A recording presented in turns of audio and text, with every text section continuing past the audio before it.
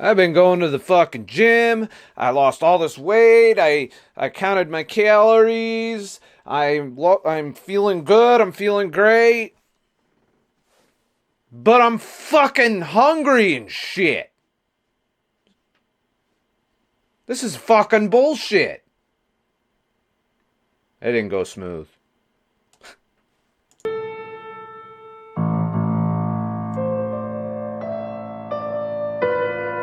Fucking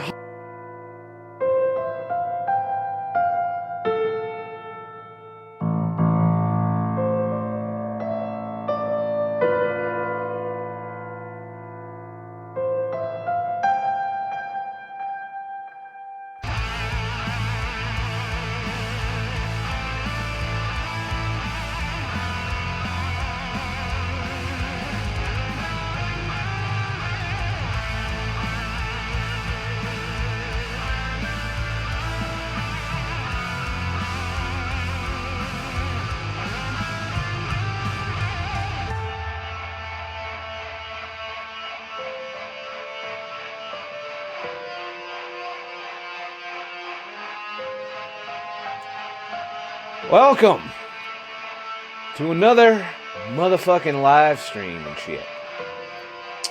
So, let me just double check, make sure everything's going smooth here. Looks like it's fucking going good. So, as many of you know, when I do a live stream... No, we don't want to hear that again. Let's go full screen and shit. Alright, when I do a live stream, I tend to have a spiel, a little thing I want to talk about. I've only kept it down to one subject today, and it's just kind of a story that got me thinking about, you know, why diets fail and why people struggle so much, and then some of the things, the minutia that people dive into and stress themselves out over. And sometimes people just make dieting more difficult than it has to be. You know, and they're always in a hurry and so on and so forth. However, before I do that, let me make sure I got shit set up here properly. Make sure the desktop audio isn't going to flare up anymore. And make sure I got the chat set up so that you guys can chime in appropriately where needed and shit. Alrighty, so... I want to welcome, we got Lucretia, we got Matt, we got John Foreman, we got Fat Bike Mike. Let's see. We've got Steve Ingram, Steve 1711, Matt Mooey, Samuel M, Tragic Games, Alien Watch. That's who we got so far in the chat room. Once again, talk amongst yourselves until I can look at the chat. There will be a Q&A after. Shooting for an hour and a half today, but if we go over, we go over, or if we don't make it to an hour and a half, if there's like just not a lot to talk about or something, you never know. I don't like to lock myself into shit. So we'll just let it flow, so to speak. So what I want to talk about today is, you know, this notion of managing our diets in a way where we're worried about every little aspect of calories we eat, of health, of micronutrients. And, you know, the deeper we delve into that, the worse off we get. But the best thing that you need to figure out to have long-term weight loss, to make sure that you are getting the results that you want, is hunger. If you are fucking hungry all the time, that is a sign of slower metabolism, because that's what leads to slower metabolism. If you're constantly hungry every 3 to 4 hours, that's not how we're designed to work. And anybody who's intermittent fasted for a long time and who has done keto in particular knows that this is not the normal state of being. And a lot of people, they do these standard diets where they count their calories, they lower their calories, they eat the shitty foods that fuck up the entire energy balance system of the body, that cause insulin resistance, that cause liver damage, that cause all of our problems, that cause us to be obese in the first place. It isn't because we didn't move enough, it's because we ate wrong. And that's going to be a little controversial for people to handle, but overall, we just need to address the hunger when it comes to losing the weight and keeping it off. And if you are starving and ravenous while you are losing weight, you're probably doing it the wrong fucking way. There's something not adding up. This can even happen on keto if you don't eat enough and you exercise a whole lot. It's important because it's your body letting you know, hey, we're going to shut your shit down. We're going to slow this motherfucker down if you don't start eating enough. And that is how you lead to weight regain. Consequently, this morning I weighed in at 187 pounds. As you know, I did a long fast and I followed it with 2 weeks with 16 and 8, pretty much fasting protocol, and full keto intuitive eating for the rest of the time. Basically, I just wouldn't eat breakfast in the morning when, much to Dr. Lustig's fucking dismay, I didn't eat breakfast in the morning. I just had my morning coffee. And then probably around noon or 1 o'clock or 2, depending on when, much time has passed, I would eat, my first meal of the day. And then I'd have another meal at like 8, 7, somewhere in there, and maybe a snack or two of keto. But overall, not hungry during any of that. I eat more out of knowing that if I don't eat, I'm going to get hungry and I'm going to experience metabolism drop.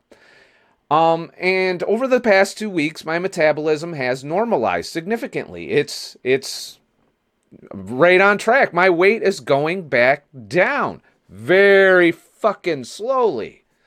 And this morning I was 34.75 inches around the belly again while eating. I'm doing all of this eating and I'm fine. My belly fat has not returned from the fast. So that means there's going to be some more long fasts, focusing more on fat fasting in the future for me. But getting back to the topic at hand, this is mainly kind of for newer people or maybe, a little inspirational, hey, I'm doing the right shit speech. I see a lot of people that go to the gym, they count their calories, they try and eat clean, but they're hungry all the time. All the fucking time. Like, I've run into it in my personal life with people I know. I get comments from people. If you're hungry all the time, that means you are typically in a caloric deficit.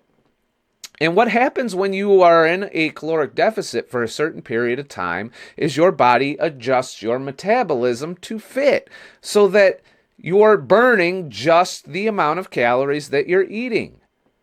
And when that happens, you're hungry. It wants you to regain whatever weight you lost. Your leptins dropped, so your brain knows that you lost the weight. That is, when your insulin's not spiked and blocking it, in which case you're just hungry all the time anyway.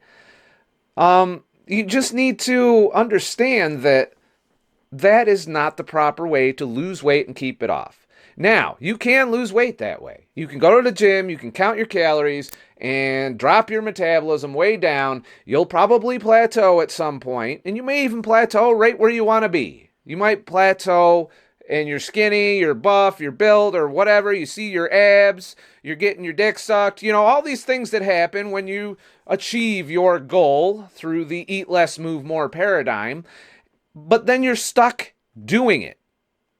You are hungry the whole fucking way. You're hungry while you're doing it.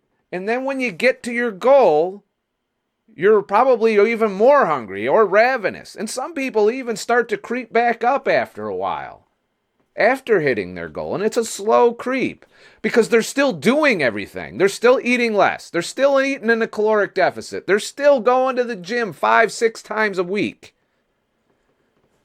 But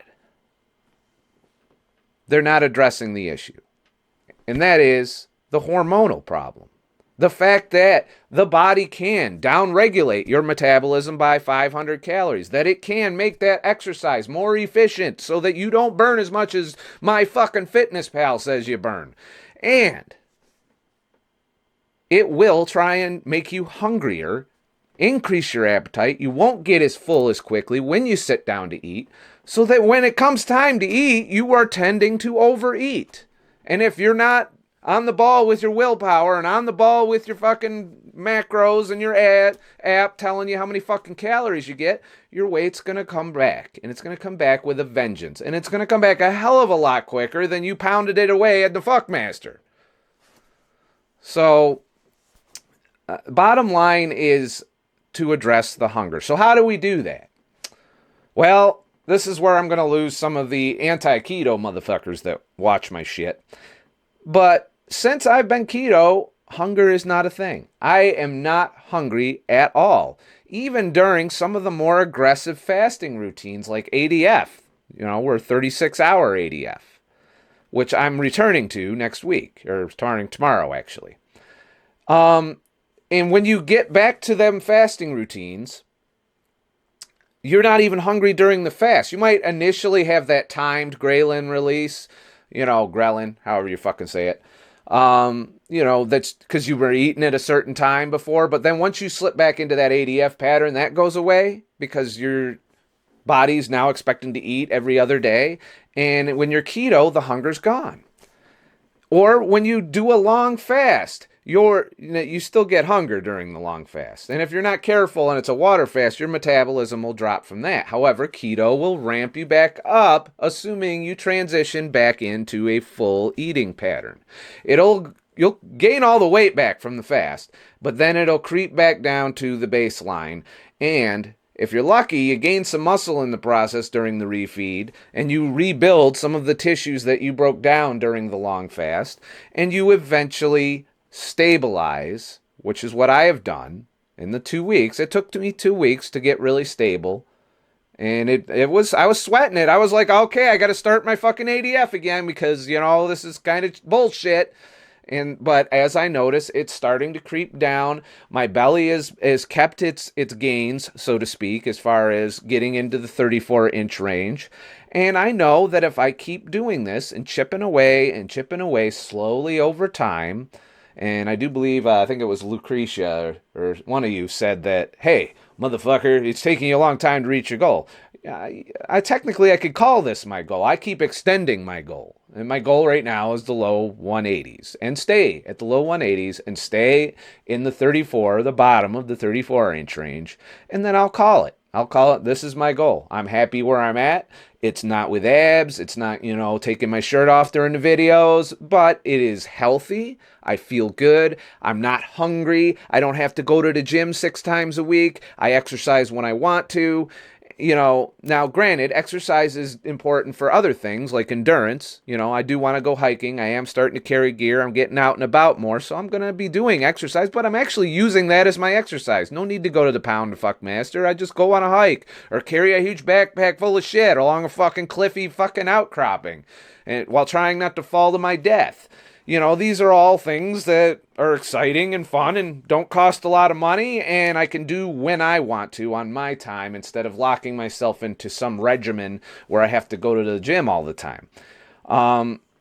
So once the hunger's gone, it provides you with freedom. You're not as stressed. You're more level-headed. You're more calm. You're not thinking about food all the time. Like it isn't the central part of your life. Back when I was in the standard American diet, all I could do all day was think about when I'm going to fucking eat or what I'm going to fucking eat on my next meal or what snack I want to get. And I hear other people doing it still that are on the standard American diet and they're just like, I need to eat this, I need to eat that, or they'll just grab food all the time.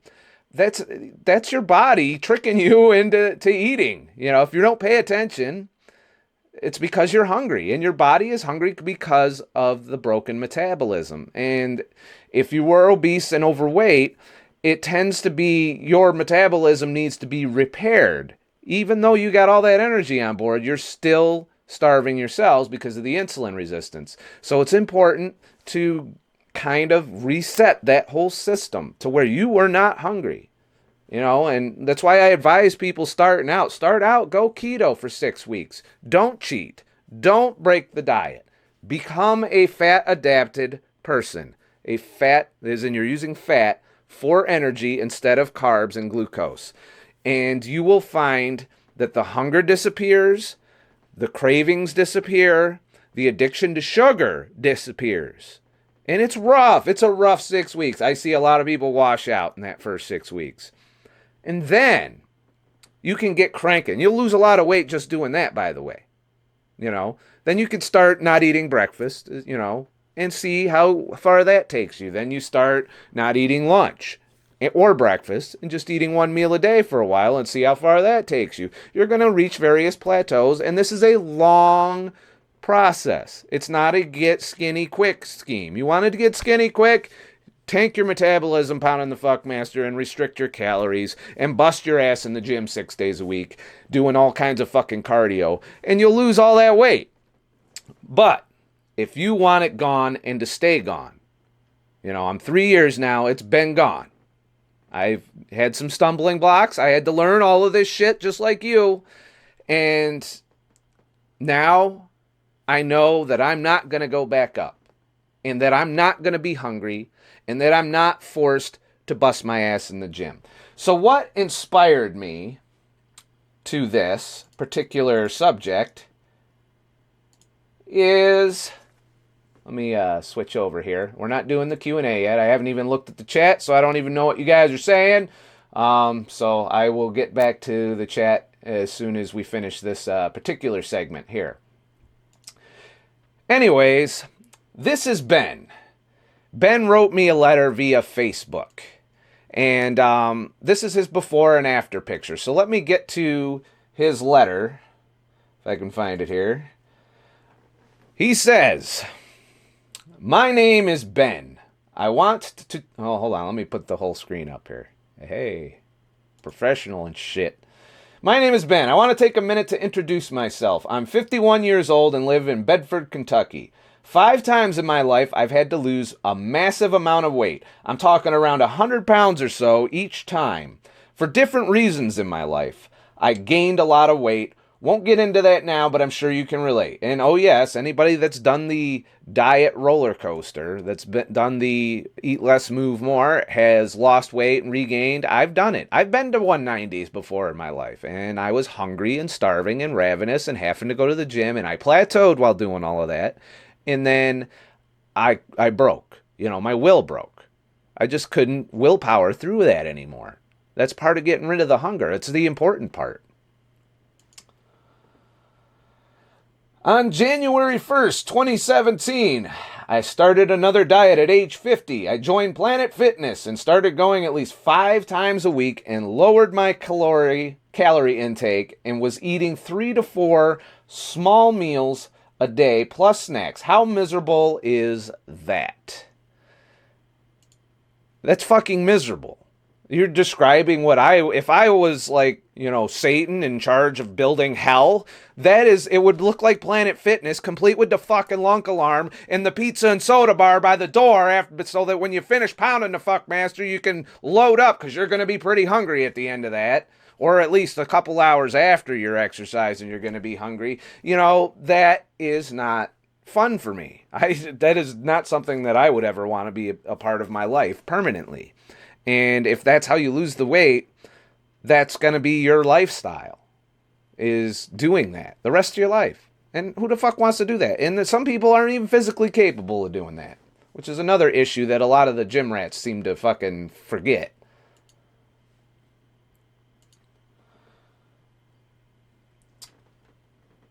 Let's see here. Getting back to it. All right. Okay. How miserable is that? As usual, the weight started coming off, but at 300 plus pounds, that's not really hard to do. Sometime in August 2017, I hit a plateau of around 250 pounds. Nothing new to me. I knew it was coming. I knew how to deal with plateaus, eat less, and move a lot more. And that brings up another point. One of the pitfalls of the eat less, move more is when you hit a plateau, the only way to push past the plateau is to double down. That means eat a lot less and move a hell of a lot more. And if you look at the Biggest Loser study, that's exactly what they did. And they lost the weight in a short period of time and afterwards regained every single fucking pound, most of them. And I'm betting the ones that didn't were pretty fucking hungry and continuing that lifestyle for as long as they could to keep the weight off. And that's not a goal. That's not a sustainable way of living in my book. Unless you love it, unless you're enjoying all of that. But for me personally, it's not my thing, nor will it ever be. Alrighty. Nothing new to me. Plateau. Okay. It wasn't a big deal because we had a vacation coming up to Hawaii to visit our daughter who is stationed there in the Air Force. I figured it was a good time to be at a plateau because during the vacation... Sorry, I got distracted. Because during the vacation, I would cheat anyway and eat whatever I wanted.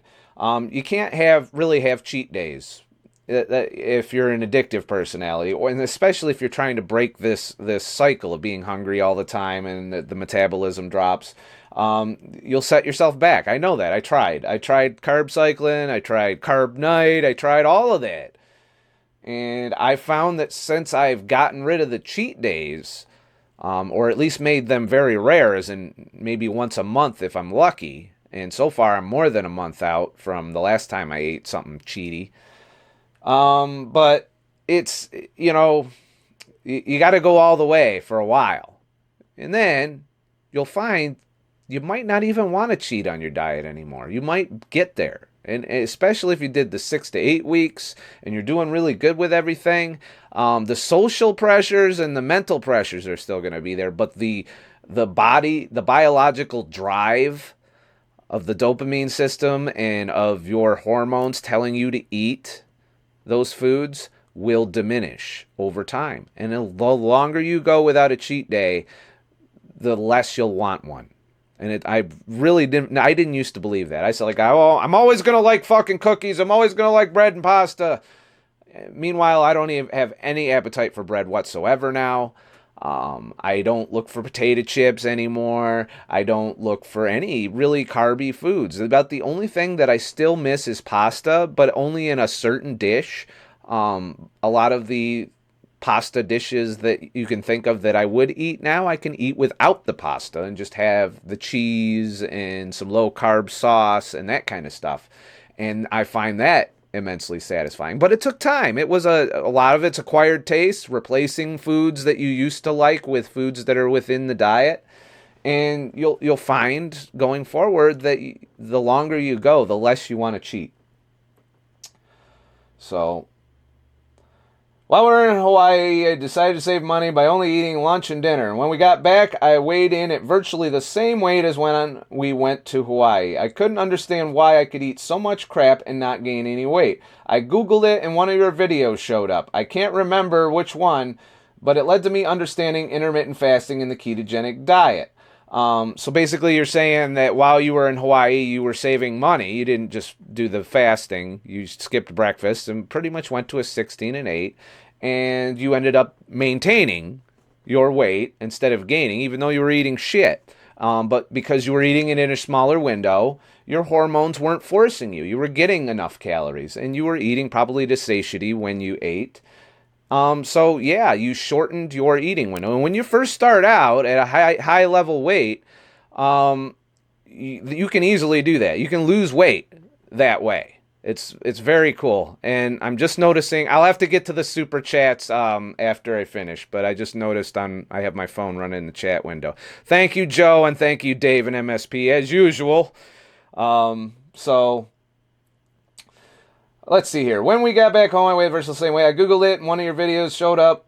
When I realized that I could skip a 400-calorie breakfast and add that calories to lunch, I immediately loved that. And what I would say there is, with intermittent fasting and keto, you no longer need to count calories in any way. Not a requirement at all. Let your body tell you what to do.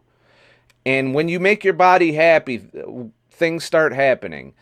You aren't hungry as often. You don't live for food. You don't, center your existence on the next meal. And you aren't ravenously hungry all the time, and you don't overeat when you eat. You eat till you're full, and you get full quicker. It takes time during the adaptation. You might even gain a few pounds when you first start out, depending on how far along you are. Especially if you've already lost a bunch of weight with Eat Less, Move More. I would anticipate a little bit of weight regain if you start out keto. But it'll level off just like it did for me for after this fast, and then it'll start dropping again slowly. Don't be in a hurry though. If a lot of people get the screaming amounts of weight loss in the beginning and then it levels off and they're like, fuck, I'm failing. No, it just slowed down and it could take a long time. If you want to get the results and keep them and not be hungry and not have to count calories and not have to go to the fucking gym all the time, that's what you have to do. You know? And there's no way around it. There's no cheaty way to do this. There's no way you can have your cake and eat it too, so to speak, without the hunger, of course. I mean, you can outfast a binge of shitty food. You can outfast just about everything. But you're going to regain the weight after that fast. And it's fixing the metabolism, fixing the hunger. I would believe that takes precedence over just fat water fasting. And fat fasting is proven to be that middle ground where you don't tank your metabolism as easily and you aren't as hungry and you last a lot longer on fat fasting, it seems. Is for me personally, anyway. But I would get away from the counting calories at all and just take your hands off the wheel. Look at your end results. Measure around the belly. Measure around the larger parts of your body. See if they're shrinking. And, the scale. But the scale's secondary to the measurements. Because you can be gaining, if you're at the gym, you're going to gain muscle, Just don't set off the lunk alarm at the fucking Planet Fitness and shit. All right. I started 16 and 8 fasting, was still going to the gym, but only 3 times a week, doing less, and the weight started just falling off. See, so you ramped back the exercise, and you did 16 and 8. So you're basically providing enough energy for you to bounce back metabolically. You're not doing as much energy expenditure, and your body probably recognized that, and that's how you were able to drop your weight. It's about energy balance. And if your body perceives that you are in energy balance, then you get to keep the results of the fasts, of the keto. And as the hormones and the health returns, as your liver fat drops, as your pancreas fat drops, as the fat in your muscles drops away, the insulin resistance goes away, and you're getting a flood of perfectly good energy from essentially less foods because you're not as hungry. You only eat when you're hungry on keto. You don't eat out of boredom or socially or what have you. You just have coffee socially is what I do. But you'll find that all of these things normalize. And when they normalize, the weight just falls off without you having to think about it, without you having to open an app. All right. So I stayed with it and started following the keto diet loosely. I don't do organic because I'm not a true believer in everything, but that I buy is truly organic, and that's a legit concern because I do believe it's been co-opted as a marketing term, especially when I see organic cane sugar in products, and they literally put organic. Be leery of a product that puts the word organic in front of every ingredient on the motherfucking package. That is clearly they're trying to sell you some shit that is not healthy for you. Because if it was healthy, it would just be in the ingredients normally. There's nothing healthy about sugar. So organic cane sugar or cane juice is fucking bullshit. And, I can take a shit in the bathroom and put organic shit on it and hand it to somebody and be like, because it has organic in front of it, it's fucking healthy and shit. That doesn't make it so. So, anyways. I'm currently at 203 pounds and nowhere near pre-diabetic as I was before.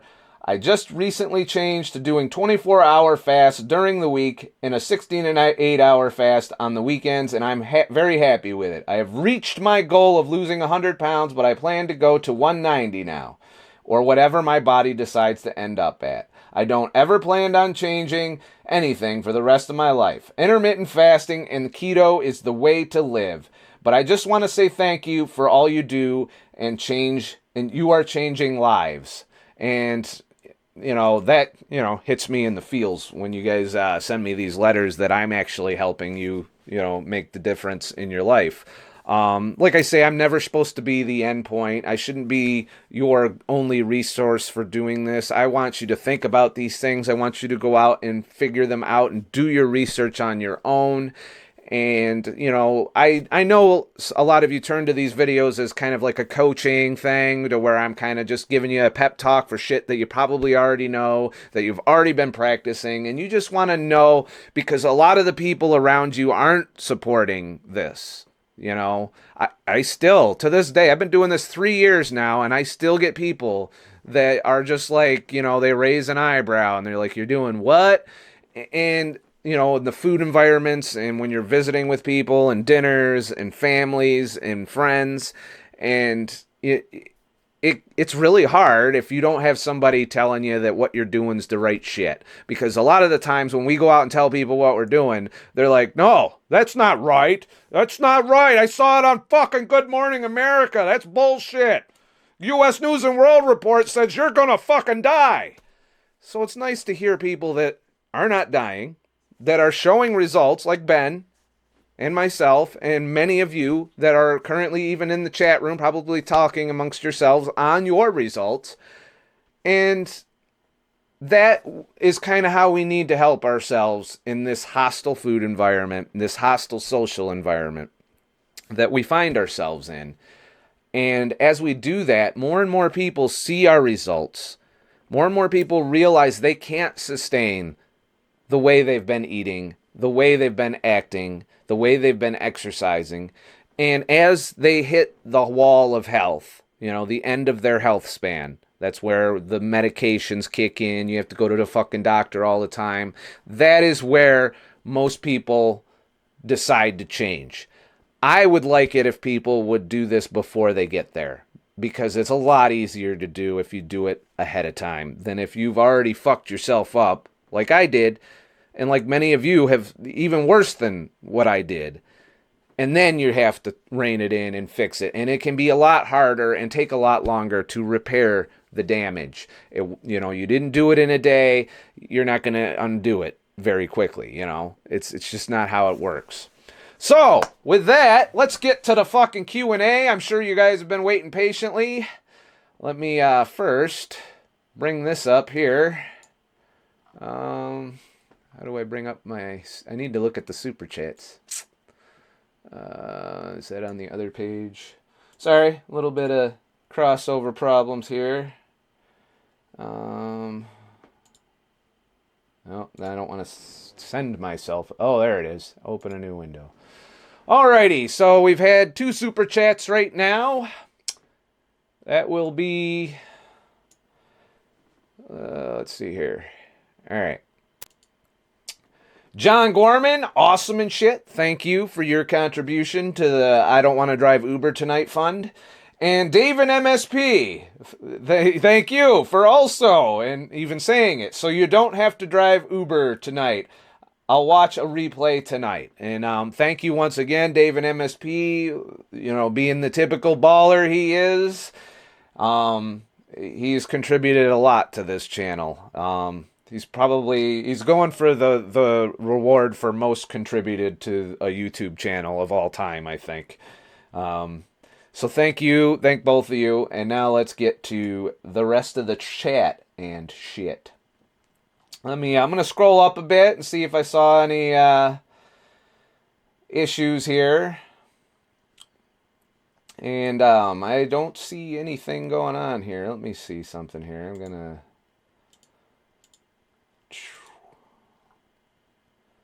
Let's see if I can... Alright, I'm having some technical difficulties here. So I'm going to figure this out real quick. And...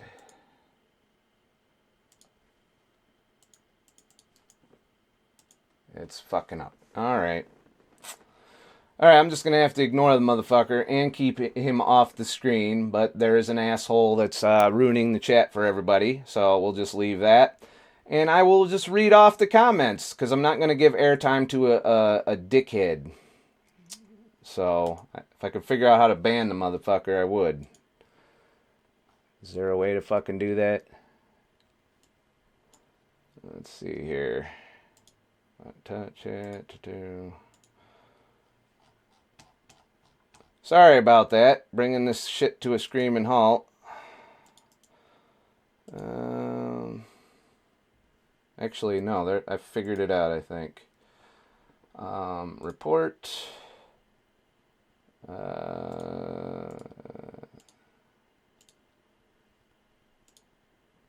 Harassing me. All right. And all right, thank you, Jazz and Justice. They wrote, click the 3 dots next to the person's name and hide user on this channel. That looks good too. Did I do that right?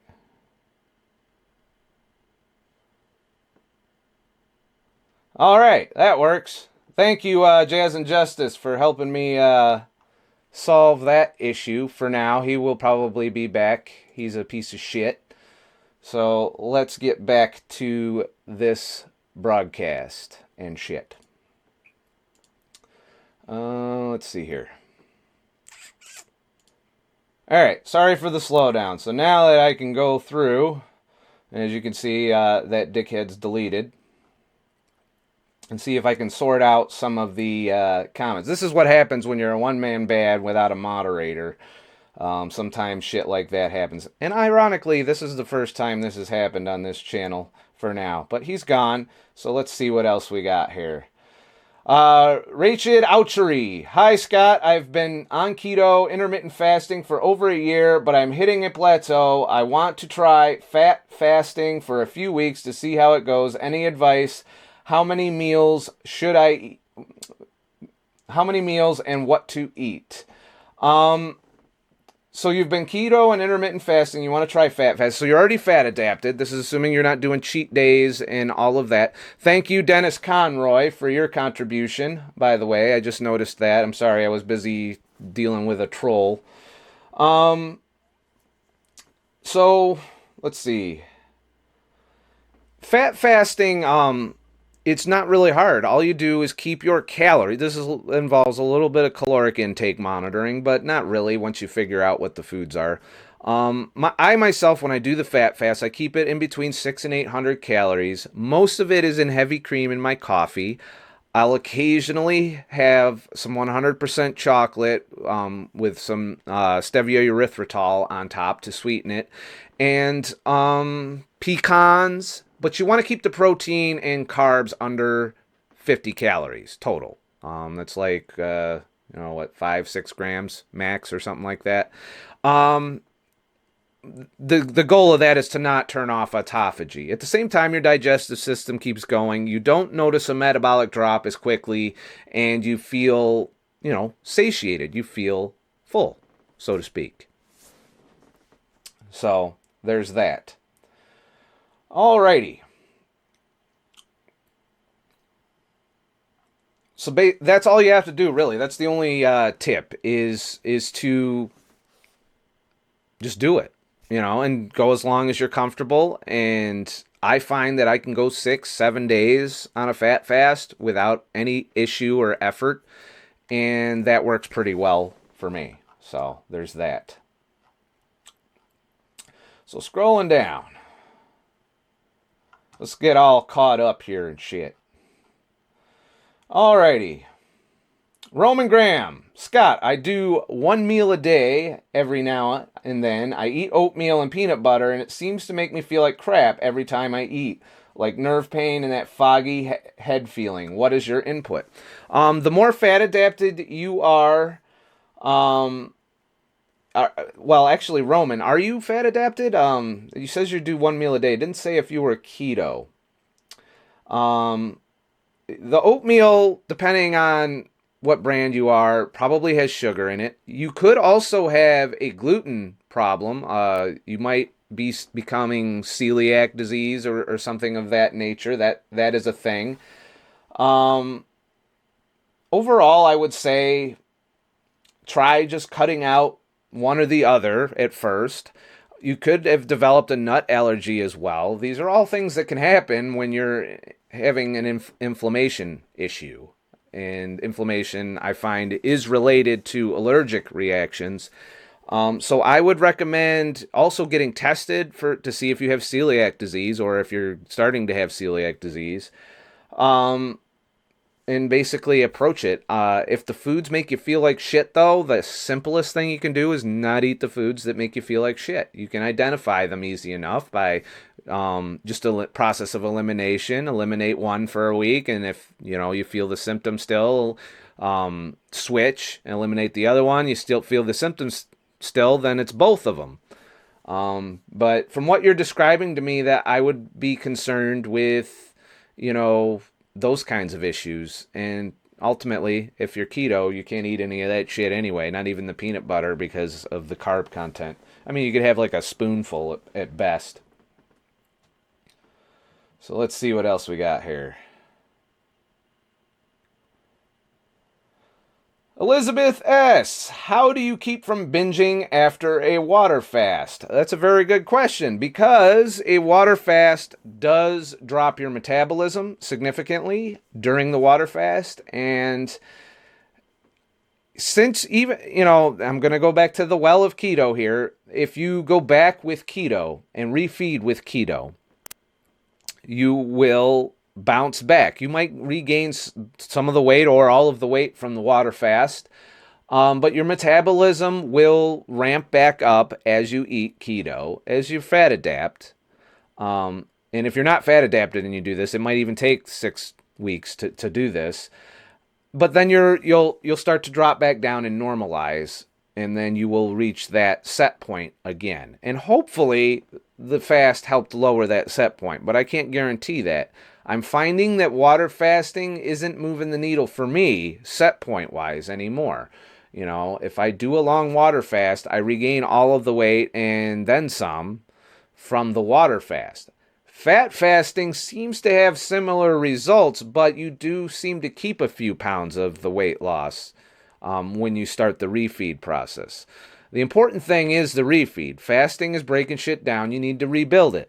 And you need to rebuild tissues and muscle and all of the things that had damaged cells that you're essentially recycling. So you need to kind of eat properly. Don't eat shitty foods either. If you're eating shitty foods, carbs, standard American diet, you are going to binge. You're not going to feel full at all. Eat ketogenic when you break a water fast. That's my opinion. That way you get full quicker. You get satiated quicker. You're already burning fat for energy because of the long water fast. So you're already in fat burning mode. So it makes sense to lead into eating again with keto. And then after you've been doing that a while, you've recovered the metabolism after the refeed period's over. If you want to go back to whatever the fuck you were eating before, I don't advise it, but you can probably do so without binging at that point. So eat the satiating foods, high fat, high protein, low carb. When you break a water fast, you might gain back the weight even with those foods, but you won't overeat, and you won't put fat back in necessarily all the same places either, as you might have shrunk the areas that needed to be shrunk, particularly visceral fat, and maybe you put some back in subcutaneous. You never know. That's how it works. So, let's see what else here. Ratchet Ouchery. So, bulletproof coffee. Can I have guacamole for dinner? I find it easier for me to skip breakfast and lunch. Bulletproof coffee, I don't invest in. I've been kind of completely happy with heavy whipping cream. The results I get while drinking coffee with heavy whipping cream. It doesn't require a fucking blender to mix. So, and I kind of like the less buttery flavor when it comes to coffee. Don't get me wrong, heavy, butter and coconut oil or whatever the fucking special bulletproof oil you gotta buy, probably good. Or maybe they don't have that contamination in the fucking coffee of mold that supposedly is littering our coffee supply. I have not had a problem with just regular old coffee that you buy at the fucking store and heavy whipping cream, and that's filled my caffeine thing. 'Cause let's face it, I'm not drinking coffee because it's a health food. I'm drinking it because I like caffeine. I like it to be a little creamy, and I like to have a little sweetness to it. So I put one packet of stevia erythritol in it, usually. So on and so forth. Alrighty. Rosalba Trujillo. I can't read your name ever. I suck in shit. It took a lot of willpower to not eat stuff that was not keto. Freaking cravings were awful. How far into it did you get? For the first 6 weeks, I agree. It's rough. In the beginning, it's going to be horrible. But as time goes on, and I'm talking past the 6 week mark, I've found even on into 10 weeks, which is about, I think, where I'm at now, maybe 10 or 11 weeks, that I'm just, I've tossed around the idea of having a cheat day because I could if I wanted to right now. But every time I think about it, I'm like, why? What am I going to accomplish with that except maybe making me crave the foods that I used to eat all the time? And it's definitely, I don't want to do it with sugar because I know that that'll suck me right back into sugar addiction. But I think the willpower, for me personally, and I can't speak for everybody, there's some people that I guess are permanently addicted to, that are psychologically dependent on carbs and sugar. But for me, I found it just took a while of being cold turkey, the same way I quit smoking all those years ago. Just going cold turkey. So. Chanel, you can have peanut butter, but it must be natural, kind of like Leda Shooters. I can't read, or Scudder. Leda Scudders. It's high fat, low carb, very low sugar, but yes, those 2 tablespoons allowed, so to speak. And yeah, and even if it has a little bit of sugar and a little bit of carbs in it, as long as it's in extreme moderation and not every day. Like, for example, I received chocolate, and this is coming out in one of the videos I'm putting out. I received chocolate in the mail from one of you, Jody. I can pronounce her name properly now. Sent me a couple of chocolates, and it has some sugar content, organic cane sugar. But I know I could eat a small piece of that, not re-addict myself, not overwhelm my liver, and be fine, and not go over my carbs for the day as long as I'm careful for the rest of the carb content of the day. Back in the day, I did keto, and I ate 1 Pop-Tart and didn't drop out of ketosis, and because it was under 50 grams of carbs. That's all I ate was the 1 Pop-Tart, and the rest was fat and protein with no carbs after that. No salads, no greens, no nothing. But I still pissed ketones on the urine strips back then. So that's how I kind of tested that theory. I wanted to see, would just a straight up piece of shit food kick you out of ketosis? And it did make me hungrier. It made me want the cravings and the sugar and all of that. It did all of those things. But as far as ketosis, it didn't derail me. So I don't advocate it for the purposes of you will get re-addicted and you'll just be stroking your cravings, so to speak. Let's see. Lardass. I lost 225 pounds on keto and snake diet. I'm not a big advocate of the snake diet guy. I've watched a couple of his videos. But hey, if it works for you, it works. I believe keto and intermittent fasting is the best way. Long fasts, if you have health things that you're trying to deal with, but not necessary really for weight loss, just intermittent fasts, every fast could be under 72 hours. And if you're eating keto and you get off the processed foods and you get off the sugar, you'll get there. Everything will be fucking great at that point. So, alrighty. Let's see. Big Bud Rides. When will the masses catch on to the health benefits of keto? When more and more people start sharing their results, start showing people what they're doing. Like I said, my mother recently had an issue where she had to go to the hospital for an unrelated thing. She fell and ended up getting blood sugar test while there, and it was in the 300 range. She is now attempting keto. I'm trying to guide her, but she's making a lot of the early mistakes, and she's like really old school, doesn't even really grasp that there's shit that has carbs in it that might not seem to have carbs in it. And it's difficult to start out when you've spent your whole life doing these things these ways, and you're way addicted to all these foods.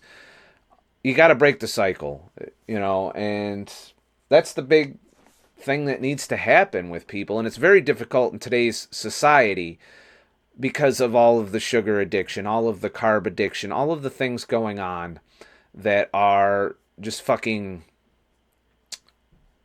ridiculous in our food environment that we need to snap out of. And it's all about money. It's all about the hamster wheel of the food industry, of the medical industry, and of the health, of the diet industry as well. These are all hamster wheels that you can get stuck in and spin your wheel and not get anywhere. Whereas if you do keto and fasting, and this is why I believe it's demonized, you eventually get to a point where it fucking works. It starts working, and it stays working, and it fixes all of these systems, and it reduces your reliance on all of those hamster wheels to get by in life. You're not hungry all the time, so you're not eating all kinds of shit from the food industry. Your health improves, so you're not having to go to the doctor. You're not having to buy prescription drugs. You're not having to eat those drugs and refill those prescriptions the rest of your life just to live. And then you're not going into the nursing home at the end of it all and giving it all away, whatever you have left after you've done all of that hamster wheel. And if we could snap society out of that and make them see that this is, the big picture, this is what we've signed up for with the way we eat. Every time we go into fucking the fast food line or go into the fucking donut shop and load up on pastries, every time we go down to the bar and have them sugar-filled fucking mixed drinks, every time we do all of these unhealthy things, it keeps us in that hamster wheel. It's just great for the economy. It's bad for our health. It's bad for our weight. It's bad for us. And that's why we have such a high rate of prediabetes and diabetes. Sherry Ambrose, thank you for your $20 contribution. Keep up the good work, she says. And thank you for being a regular contributor, also quite often contributing to the channel. And thank you for me not having to work. Between you and Dave, I don't have to work Uber tonight. That's great. Because I really was going to work Uber tonight, right after I finished this fucking live stream. So now maybe I'll try and relax, since I have kind of been working through the week. I worked Uber last night, too. So... let's see. Chris H. I find that the first few days when water fasting is brutal to get through, as in hunger, detox symptoms, etc. I skipped over to your other comment, too. And that is true. The first 3 days are the worst. And I found that fat fasting, you don't go through any of that. You don't even go through as much of the detox, which makes me wonder, maybe it's kicking you out of autophagy. But from a weight loss, burning off the visceral fat, metabolic health perspective, where you're not as worried about the microtoxins and all of the other, shit that maybe gives you an extra couple years at the end of your life. But if you can fix the metabolic issues, you're adding 20 years to your health span. Easily. To where you're not having to have, because that's mostly what people are dying from, is the metabolic diseases. You don't see people in the hospital for scurvy and rickets that often. You know what I'm saying? So the detoxification process, that'll make you feel like shit during a fast. The drop in metabolic rate, which happens in the 72 hours to your 4 or even 5 day range, your metabolism will tank. You'll get cold. You'll feel low energy. You'll feel kind of, shitty. It'll ramp up periodically the longer you go. That's anecdotal at this point, because I haven't done a 10 day or a 21 day fast. But I know from the research that there's periods where, neuroepinephrine kicks in and your energy levels seem to rise because your body's saying, okay, no food's come in for a while. I know we can't just leave him on the couch, so let's get him the fuck out there to go get something. And so that happens, but that's not your metabolism ramping up. That's other things at play, to get you out there to get the food. And then, of course, when you refeed after that fast, you're hungrier, you don't get full as quickly, and this is even on keto. You're prone to regain almost every pound you lost during the fast, but you're also putting it in different places. You're rebuilding tissues. A lot of the food you eat post-fast is going to go into replacing the cells that were destroyed during autophagy, to rebuilding muscle that may have atrophied a little, to fixing things. You can rebound really fast, especially if you do resistance training and you want to build muscle. You can rebound from a fast. You're going to lose some muscle during the fast, but you're going to put it back really quickly, a lot quicker than you made it in the first place.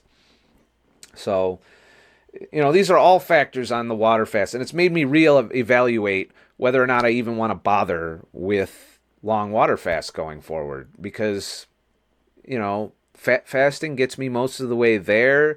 I'm happy with my health right now. My blood sugar's fine. I'm, of pretty much normal body weight. I'm like a pound overweight now, or 2. I think it's 2 pounds overweight right now. My belly fat area is below the normal range, or the health range. Anything over 36 inches around the belly for me is bad. I'm at 34.75.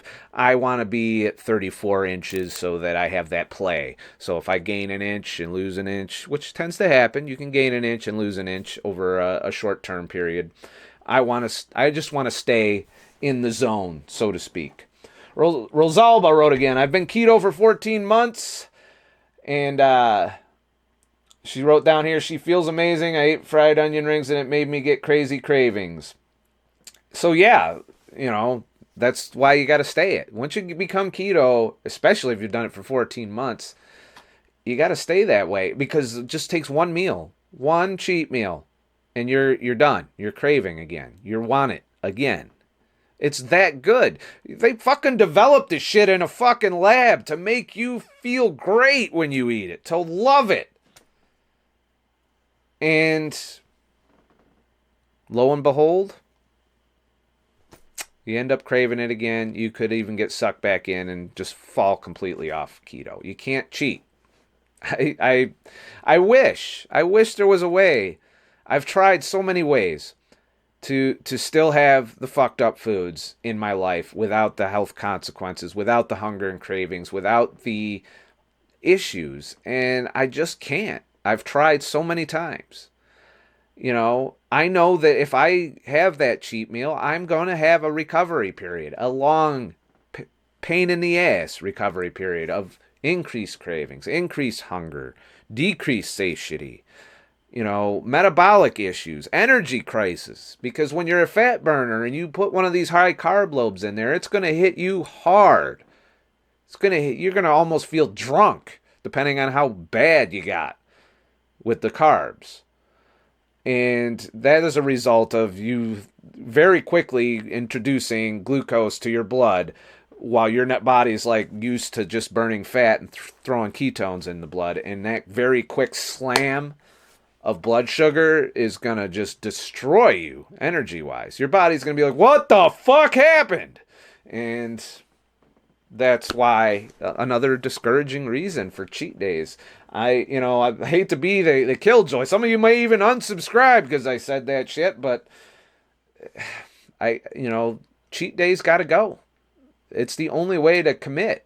Unless you're one of those people that can legit and can do it. Do it for like 2 months, have a cheat day, and then do it for another 2 months. And if you don't have an issue with hunger and cravings, then you're a better person than I am, because I can't do that.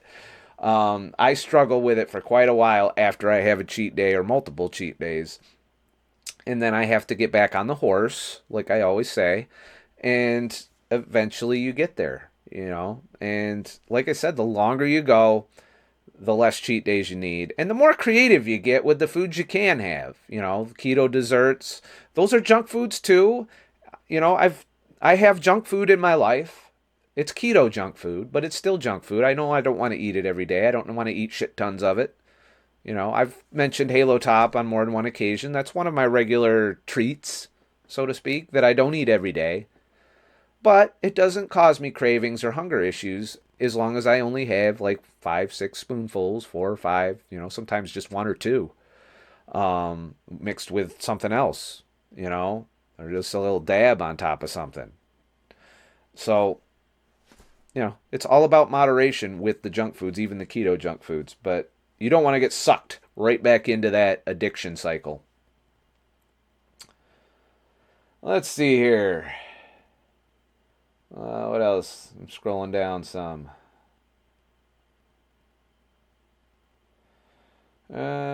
Cheat meal. Chad wrote, a cheat meal for me is normally Saturday. I'll eat 3 meals instead of 1 to 2, and it's still a keto meal. So you're just intentionally adding a meal because, a cheat day. I don't have a problem with that. Now, the reason I don't have a problem when you overeat on keto. Yes, you might gain a pound or 2 when you initially do it, but it'll drop back off very quickly. It'll also ramp your metabolism up. That's the other thing, that when you fix this system, everybody knows when you tank your metabolism, you can drop it by around 500 calories less burned a day. But on keto, if you overeat fat. Protein's questionable if you overeat it, and it's hard to overeat protein anyway. You have to eat a lot to overeat protein, on keto anyway. But you'll get full, disgustingly full, really quickly, so it's really hard to do.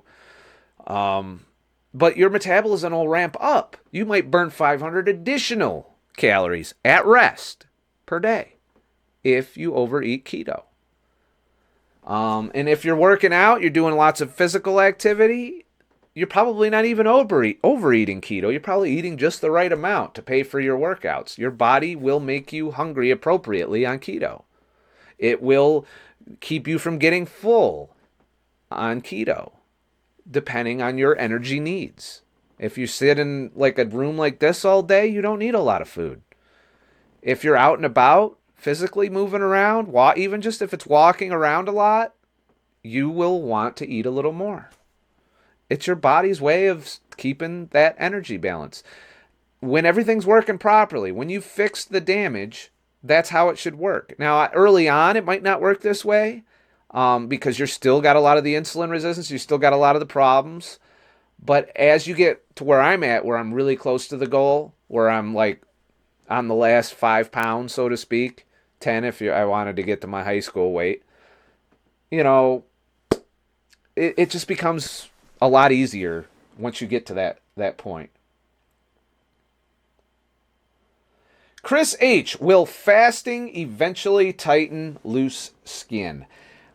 If you have a shit ton of loose skin, there's really only 2 natural ways I can think of to get rid of it. You can tank your metabolism and pound the fuckmaster a whole lot and get rid of some of it. Not all of it. And if you ever look at some of the testimonials from people who lost lots of weight through Eat Less, Move More, they generally had to have surgery.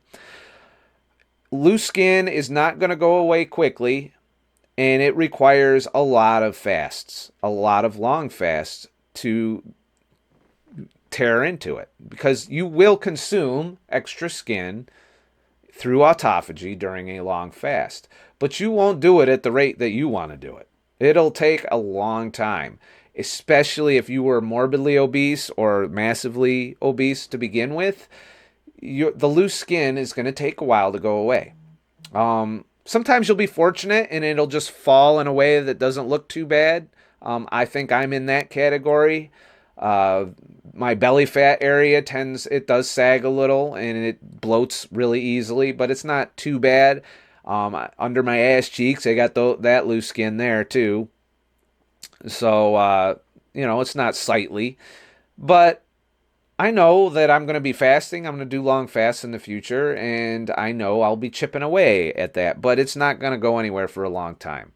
It does take a lot of time. You'd have to be relying on your skin for quite a while. And I would argue that you would start getting into the more starvation period levels of fasting to where you don't have the body fat to support long fasts and you're really tanking, starting to tear down your body tissues for protein. And the lower your body fat percentage gets and you do a long fast, the more of that goes on. And I wouldn't advise that as a healthy way to get rid of the skin. Honestly, aesthetics aren't my thing.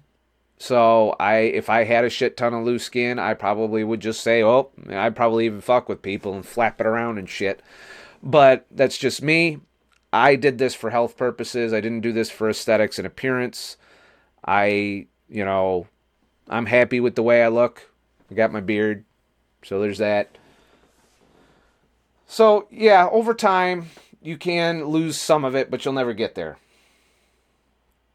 All right. Spive, I had pasta yesterday. My heart was racing for 1 hour and got itchy skin later. Yeah. Pasta and refined carbs are bad. Most wheat products are bad for you, especially if you have allergy problems, especially if you have gluten intolerance or celiac disease or anything of those natures. I've just been kind of getting a little bit more heavily into the celiac side of things because I'm dating someone who has legit celiac disease, does get very violently ill, even through cross-contamination, like foods that are supposed to be gluten-free that get cross-contaminated can send her into an episode. And these are serious things. And if it's causing that level of dysfunction in some people, it would stand to reason that it's causing some mild irritation and issues in others. I myself have had hives in my past. Since I've gone full keto, no hives. Without cheat days or anything like that. I've had allergies in the past. Those have diminished. My skin doesn't break out hardly at all. Or if it does, it's a bump. And it's probably during a fast when some toxin is being dealt with. So, overall, inflammation is the big problem.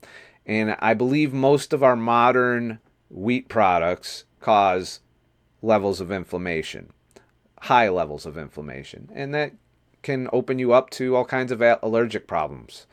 There's a reason fasting treats like asthma and stuff like that too. It's getting rid of the inflammation. Keto is also an anti-inflammatory diet, which means less likely to have allergic reactions, as long as you remove the majority of the offending allergen from your life.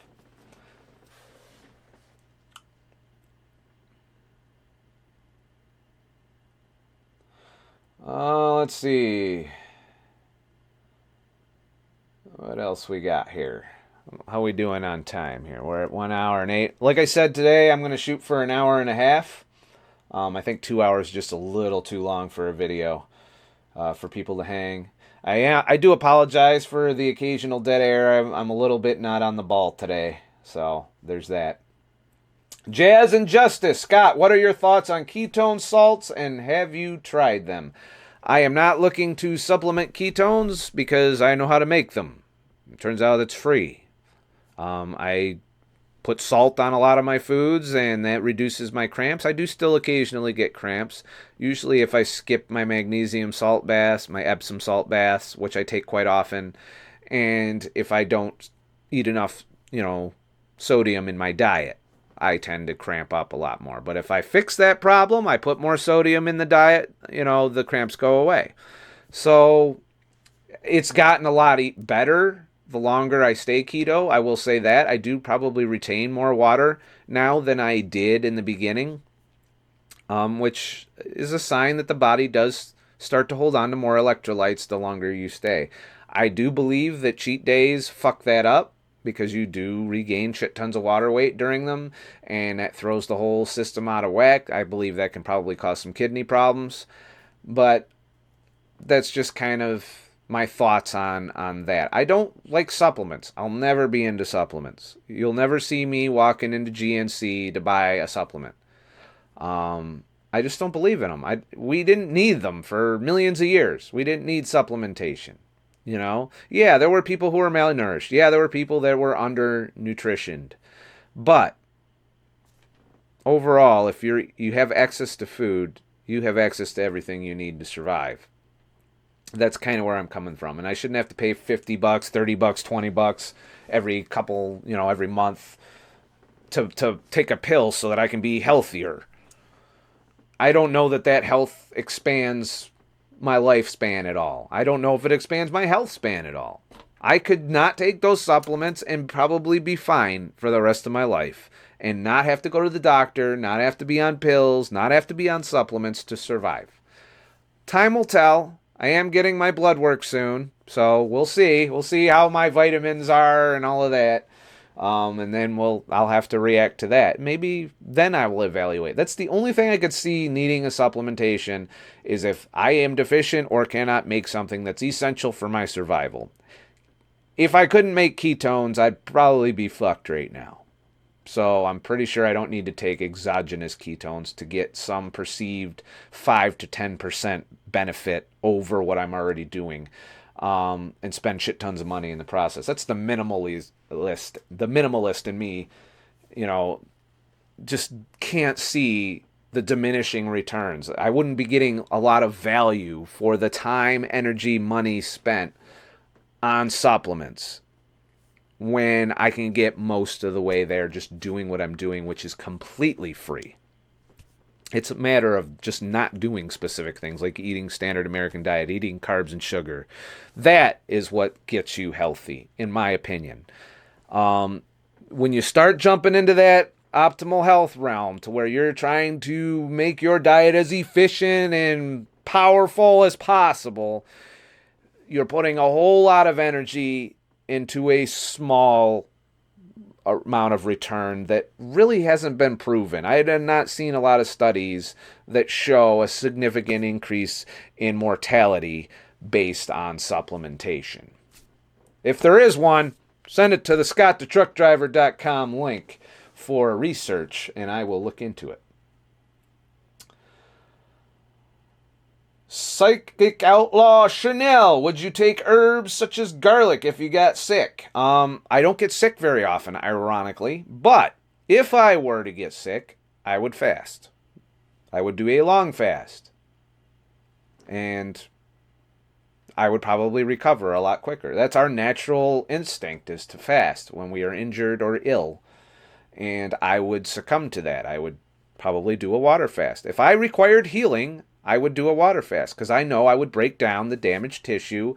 I would get rid of the inflammation that is probably caused by the illness. I would detox whatever the fuck was, screwing me up. Bacteria would die off because it would not be getting the food it needs. Viruses, I'm not sure of the viral impact of long fast, but who knows? We'll see. Those are the things that I take into account with the, how to treat illness as far as doing it from a natural perspective. I would not go to urgent care. I would not go to the fucking ER unless I was sick for like a month. Unless I had a cold that didn't go away for a month. And then I might turn to the medical world at that point. As far as herbs and herbal treatments, I'm not an expert in any of that. I'm sure there are natural herbs and remedies. If you think about it, all prescription drugs are is heavily processed plants that, and chemicals that they put together to cause different things. And they're getting more and more creative with that shit. But back in the old days, it was about grinding up certain plants and mixing them together. And lo and behold, you had your fucking cure. So, alrighty. Jazz and Justice, does anyone else here get swollen ankles, feet when they eat too much carbs? That's related to gout, I believe, and uric acid. So I would look into that. I probably wouldn't want to keep being a carb burner if I had that particular issue, because it's not too long before that becomes painful. Chris H. In social situations, I just don't eat a fucking thing. Well, he wrote anything. I added the word fucking. That is a very good policy. I've noticed since I quit drinking, and I do work in a bar, that I get called a pussy quite often for not drinking, or I get looked at or browbeat. And I think it's mainly that from people that are trying to justify their drinking. And I'm not trying to say that nobody should drink. I'm just saying that I should not drink. I know it's not good for me. I know it's counterintuitive to repairing fatty liver, which was the goal of a lot of what I'm doing now.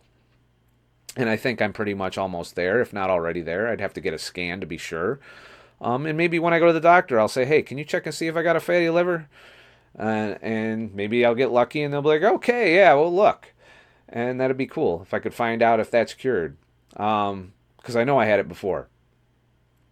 So, people are going to talk down if you're not doing what they're doing. They're, unless they have hit their health span wall and are realizing that they're fucking up, they're not going to be comfortable with you kind of being outside the box. So it is hard, I can see, for people to not eat or drink anything. So here's some things I did socially. Number one, when I go to the bar now, I'm fortunate that the bar I work at has coffee and heavy cream. Well, not heavy cream, but half and half. And usually, since I'm full keto, I can have the half and half. When I'm fasting, I'll either drink it black or, not at all. I'll drink water. But when I'm at the bar, everyone around me is drinking their mixed drinks and whatever, and I get a big fucking mug of milky white looking coffee. And nobody seems to notice, There's a few people who know it's coffee, but some people just assumed it was some fucking elaborate mixed drink that's in some Viking-looking mug. And I found that gets rid of the comments. I don't hear much there. Drinking water does get noticed, especially in a bar scene. Going out to dinner. You can't go too bad with a salad. Always get the dressing on the side. So if you're somewhere and you're not sure of the food, if there's any keto-safe foods or how much vegetable oil you're going to get fucked over with, see if you can get some olive oil and salad and salt and pepper and season the shit out of it, and just eat that, what with the meal, Another thing you can do is if it's a party, bring keto foods with you. Bring some elaborate keto dish if you can. I bring my Veronica's Health Crunch to a lot of situations so that I can sit around socially munch with everybody else. While they're eating the bad foods, I'm eating something that I know isn't going to fuck me up at all. So these are all things you do to step through these social situations, but there's still going to be pressure. You're still going to have people ask questions. You're still going to have people ask you why or tell you what you're doing's kind of fucked up, or depending on how the personality types you come across. Overall, do what's right for you. I also find having a big meal, if I'm going to a social gathering, or a dinner, to a place I know is probably not going to have food for me, I'll have a big meal before I go. A big keto meal. And I'll maybe bring a keto snack with me to be a little social eating. But for the most part, it will reduce my appetite and make it a lot easier to withstand any pressure. If you haven't eaten all day and you go to one of these food-centered events, even if you're keto, you're going to be tempted because you're in this situation. You are hungry because you're at your time of the day where you're supposed to eat your meal. And there's pressure for you to eat what everyone else is eating. And the more pressure you can alleviate by getting rid of the hunger to begin with, by aka eat a big meal before you go, and that way you can even avoid the topic conversation. Why aren't you getting something? Oh, I already ate earlier. Something like that. Or I just ate. Sorry. Whatever you can do to tactfully say that I don't want to buy all this fucked up food, or I don't want to eat that smorgasbord of sugar that's over there. I'm good. Anything you can do to smooth that over. So those are just some of the tips that I would do, to get through social situations. Alrighty. Fleonol Albatross 13, been sober for 8 years after struggling with chemicals my whole life. Never felt better and wish I wised up sooner. And you know what? The longer I've been off alcohol, the better I've been as well. I haven't wanted to go back to drinking. I pretty much over it at this point, much like sugar. And it goes to, it goes to saying that in order to unaddict yourself, you have to not have the offending substance. I've learned it with sugar, and now I've learned it with alcohol. And if you're addicted to any substance, and some people don't even know it, carbs, refined carbs, bread, pasta, those are addictive as well. But people won't acknowledge that they're addicted to it because they don't know. They think that they can just not eat it, but yet they don't stop eating it. They have never tested their willpower on these substances. Now that I've thoroughly tested, and you have to go a long time to test your willpower to see if it was an addiction, and if you felt cravings for something, the longer you go without something, the more you crave it, the more addicted you were to it. It's that simple. If you weren't addicted, you wouldn't crave it. You wouldn't want to do it. You wouldn't have any desire to do it. It wouldn't be appealing to you to do it. Alcohol's getting to that point for me. It's not appealing to me.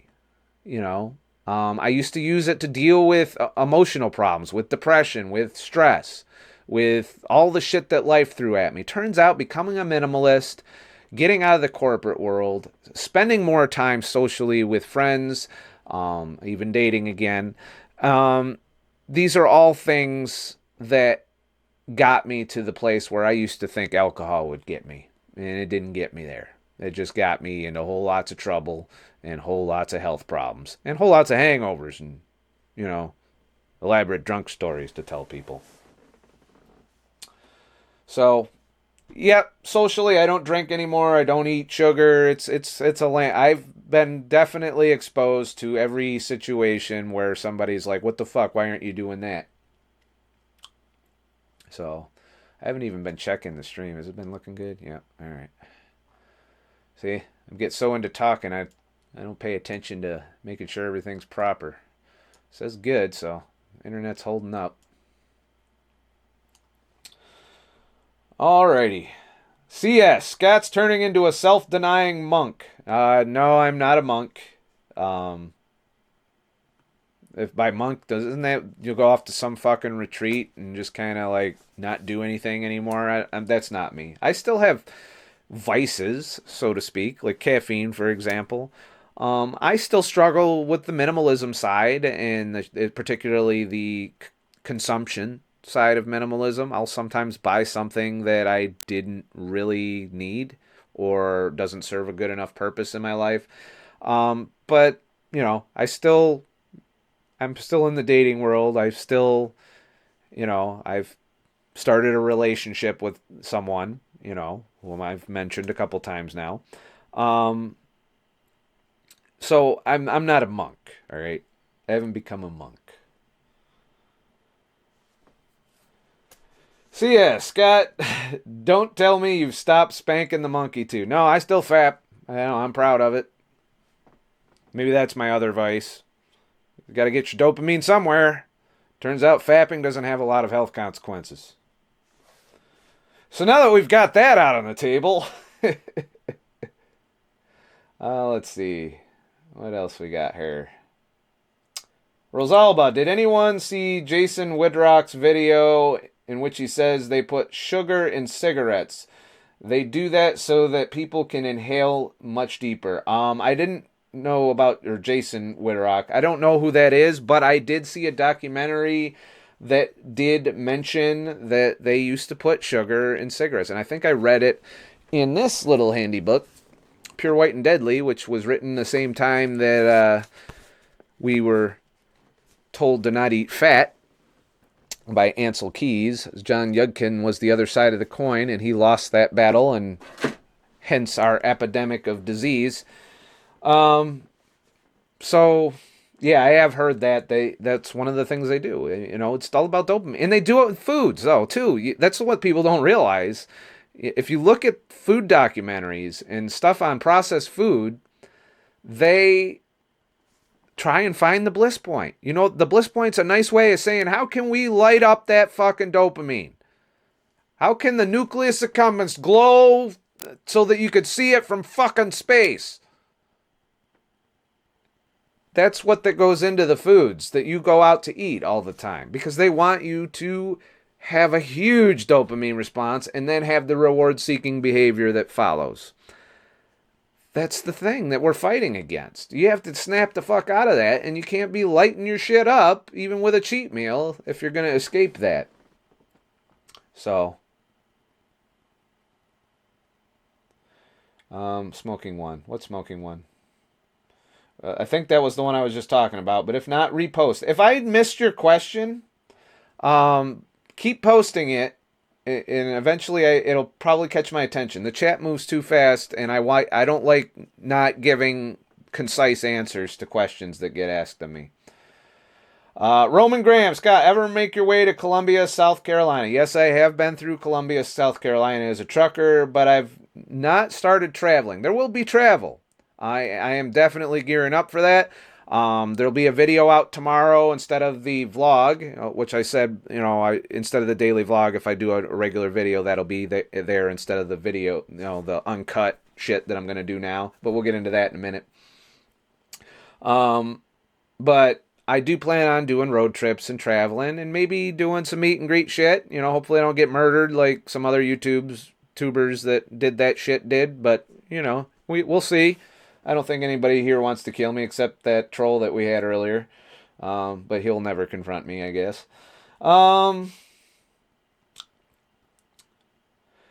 Geo Mastro. Hey, Scott. Here in England, you are a legend. Am I really? Did I get featured on some TV station in England? I do know I have a lot of viewers and contributors and subscribers from England, which is awesome. And if we could get England on board with all of this shit, then maybe that's the first step in getting the rest of the world on board. So we'll see. Scott, or Rosalba, right? Or Rosalba. I think I'm butchering your name. I'm sorry. Scott, a lot of YouTubers are doing 21-day war on sugar challenge right now. No sugar, no artificial sweetener of any kind. Jason Whitrock is awesome. I'll have to look into Jason Whitrock and see what he's all about. I don't like challenges that are like mainstream like that for one reason. They're challenges. They're just, I'm going to do this and go back to doing all the other bullshit. Just to say that you can go 21 days without sugar and maybe show a little bit of results, I know it takes a little bit longer than 21 days to overcome the cravings associated with sugar and overcome the addiction. If I were going to do a challenge on that, I would go 6 weeks. As far as artificial sweetener, I do believe that is addictive as well. I think I'm still addicted to artificial sweetener. I can't seem to give it up completely. I've cut it in half. I only use 1 packet in a coffee. I do put some on the 100% chocolate. But other than that, most of the sweetness in my life comes from very, very small amounts of sugar, or in the case of like Halo Top, the erythritol / sugar cocktail that they make in that. I don't have a lot of other things that are sweet that I require sweetness. So I've pretty much reduced my artificial sweetener intake. And the fact that I can do that without shit tons of cravings indicates that it's not as addictive as sugar. But sugar is hard to escape. You have to be extremely moderate after you cure the addiction too. Because the moment you go past that certain sweet point, it seems that you're just back in the fucking cravings and sugar. You're back on the drug. Let's see here. Chris H., try to schedule your fasts around social events. That can be a little awkward. People generally do notice if they're all eating and you're not. So there's that. But bottom line, if all else fails and you can't do anything else to prepare for social issues, fast. You don't have to eat. You don't have to drink. You don't have to do all of that. You can even dry fast. I wouldn't. I'd drink water at least. And get your way through those things. So, looks like we are at 1.5 hours. Let me look around and see if I missed any questions that jump out at me. Not seeing anything special here.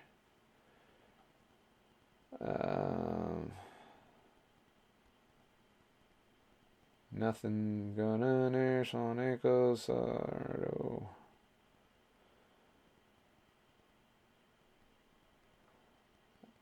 Alrighty. I'm not seeing any other questions jump out at me here. Oh, CS. When does Scott the Truck Driver, I assume that's what STT stands for. I guess that's better than STD. Start resistance training. Next natural step. I kind of already am just by hiking and carrying heavy amounts of gear and learning the fly cam, which is like a rig that you balance a DSLR on. That requires some upper body work, and of course, the leg day happens when I strap all that to my back and hike around. There's going to be a lot more of that, so that's resistance training in my book. I don't need to go to the fucking gym. I just carry shit. Picking shit up, putting shit down. Picking shit up, putting shit down. Alrighty. Jazz and Justice. Scott, what did you eat today? That's a good question. Today I had scrambled eggs with a whole bunch of salt on it and some Montreal seasoning, which is like pepper, garlic, and a few other seasonings and more salt. And I had 3 links of breakfast sausage. I also had heavy cream in my coffee. And that's it. That's all I've had today so far. I plan on having, I think I'm going to have steak for dinner tonight, probably around 7 or 8. And that'll be that. That'll be probably all I eat today. And that's plenty. I might snack on some. Whenever I get a snacking urge, I do find I lean heavily on the 100% chocolate because I know that that's essentially the same as fat fasting if I just have a piece of that. I'm still working my way through the chocolate that someone sent. I don't like to do that every day because it's got a lot of sugar in it. It's at the upper end of my limit on sugar. So that is that. Oh, some good questions coming in here. Darth Grinch, when is the Disney video coming? Well, trust me, you're not the only one waiting on that. My best friend also would probably like me to finish that video. I'll have to work on it. This week I'm experimenting with the new daily vlog thing that I want to do, which is just an uncut video uploaded directly. I've decided to put those videos on YouTube and just share them out via my website as well. And the website's probably mainly going to be a hub for the podcast and anything else that I try and, share with you guys. But I think I need to get back to putting more content on YouTube and not splitting it between the website. But the podcast will still be on the website. And for those of you who don't know, you can go to ScottTheTruckDriver.com. I have 4 podcasts now that are about, close to 2 hours each. Plenty of stuff to listen to while you're pounding the Fuckmaster or, eating a cake, whatever you need to do to keep yourself motivated. They're there. They're just $2 a pop. So enjoy more content and shit. But yes, there will be, I'm trying to shoot Monday through Friday, have a video every day, either a regular video of my usual format or an uncut daily video blog about just about whatever the fuck I'm going to talk about. It might be a comment that triggers me. It might be something I see. It might be just something I'm doing with my personal life. I don't know. I'm going to experiment with it and see if I want to keep it that way. After I get that workflow nailed in, then I will start to work on the Disney video. Because the ultimate thing I want to do is be able to pump out content regularly and have time to do shit like the longer edits to the higher quality videos, the other things that I want to get done. So, well, there was another question I saw that popped up. Psychic Outlaw Chanel, when will, I assume that you're asking me when I will go carnivory. or do a trial of it. That will be in a month or so. I will do a 1 month period of full carnivore eating, as in 16 and 8 fast. I consider 16 and 8 like normal eating now. I don't get hungry in the morning. I don't want to eat breakfast in the morning. I don't want to force myself to eat in the morning. So I will still be doing that level of fasting, but I will do full on carnivory, keeping my carbs as close to zero as humanly possible, understanding that there is a little bit of carbs in red meat. You're eating muscle, there's glycogen in muscles, and, fat. I will give up most of the dairy. I might still do butter. I don't know if that far. I would imagine that dairy is still a part of carnivory. It does come from a fucking animal, but I don't know where that falls in carnivory. So,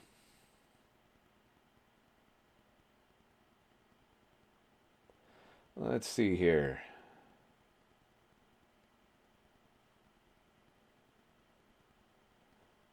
Gio Mastro Scott, I am an Italian living in England and was nurtured on pasta. I can get over any obstacles except Sundays when I see my mama. She is more convincing than you. Okay, if it works for you, do it. So, I don't know. If you can't give up the pasta, you can't give up the pasta. So, I think that's about it for this video. So, thank you guys for coming. Thank you to all my super chatters. Let me make sure I got all of you. If I can bring that up. And where is it? So, John Gorman, David MSP, Dennis Conroy, and Sherry Ambrose, thank you guys for your contributions tonight. I do appreciate it. You have kept me from having to do other shit, like work more Uber, although I'm tempted. I'm still tempted, but Dave kind of specifically said I should not work Uber tonight. So maybe I'll take his advice. Head over to ScottTheTruckDriver.com. Also, check out Scott the Truck Driver on Facebook and and you'll see whenever I post to my website. I'm still toying with the vlog thing. You can consume the vlogs via that method, but like I said, I think I'm going to throw them up on YouTube from start to finish so that we can get the video content to you as efficiently as possible.